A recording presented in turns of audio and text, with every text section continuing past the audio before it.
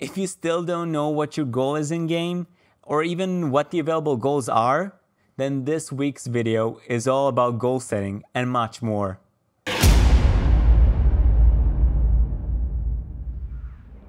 Hello, my name is Vats and welcome to the fourth part of the Beginner's Guide to World of Warcraft. Today, we're going to talk about the goals in-game. Players tend not to understand what to do after they finish leveling, but I think it's just because they haven't found what they're truly passionate about yet. There are so many options for you as a player to enjoy the game, and I want to go over some examples. But before I say what goals can you set for yourself as a player, I need to explain some fundamental elements you should know about what you can do in the game. There are two major parts of the game that a lot of players find interesting, which are PvE and PvP.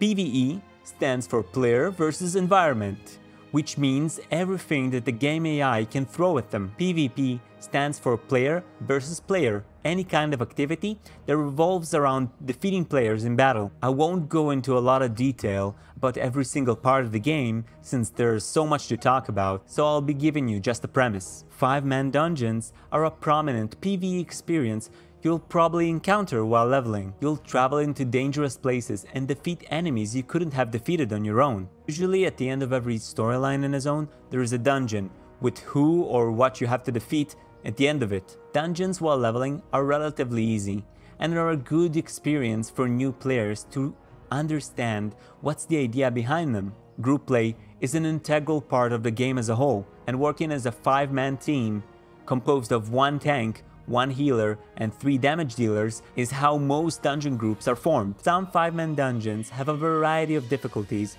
that will either increase the enemy's health pool and damage, or even give the enemies more abilities that you'll have to deal with. You will have 4 difficulty levels that you can experience at your own pace. First are normal level dungeon, any dungeon that you will encounter during your leveling period until you get to the max level. That difficulty is the easiest, but will still let you experience the story's climax if that's what you're after. The second difficulty is Heroic, which you can only choose when you get to max level. That difficulty is suited for people that just reached max level and are looking a way to gear up their character with gear more suited to their level, while encountering a little bit more of a challenge in those dungeons. Third is the Mythic difficulty that will add new challenging mechanics for players to overcome. Completing a Mythic dungeon will award you with a Mythic keystone that will unlock the last difficulty, Mythic Plus. It's basically a Mythic dungeon, but with added difficulty and a timer. Mythic Plus has an infinitely scaled difficulty curve that will get harder and harder as long as you can complete the previous Mythic Plus in time. Of course, you'll get greater rewards if you complete a more difficult challenge, so pushing yourself to the limit will get you rewarded accordingly. The next big PvE experience a player can have is raids, which are the large-scale version of dungeons, which you can only do when you reach max level. Raids are usually a big deal, and while a lot of players even play the game, between 10 to 30 players can join one big group to embark on defeating the most dangerous bosses in game. Raids follow almost the same difficulty as dungeons, but with some variations. Easiest raid difficulty is the Looking for Raid difficulty, or LFR. You can get to it via the in-game menus as opposed to getting to the raid entrance itself. Most of the fights are easier than normal dungeons and are just there to let people experience the story elements without having to deal with the difficult parts of the encounter.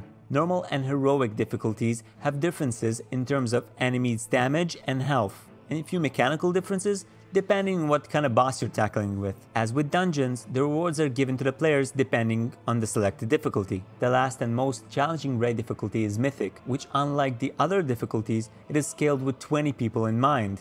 There you can earn the best gear in the game, as well as other rewards like achievements and riding mounts you won't be able to get almost anywhere else in the game. Next, I'll cover the player versus player experience. World of Warcraft has a lot of different ways of players interacting with each other in battle, whether they're hostile or allies. Battlegrounds. You can defeat your enemies in a battleground, an experience between 10 and 40 people per team, in which you battle the opposing faction in a large map that has an objective. Each battleground has its own design, location, and context, as well as its own rules and objectives. They can range from popular game modes you all know from other games, like Capture the Flag, Capture Points, Push the Payload, and Resource Race. Players are rewarded for participating in Battlegrounds mainly through honor points. Honor points are like PvP experience, but they go towards your honor level instead of your own experience. The higher your honor level is, the more PvP rewards you can get. Players receive these for honorable kills and for participating in a battleground, especially if their side is victorious. Battlegrounds are the main source of honor points, leading many players to participate in them for the express purpose of earning PvP rewards.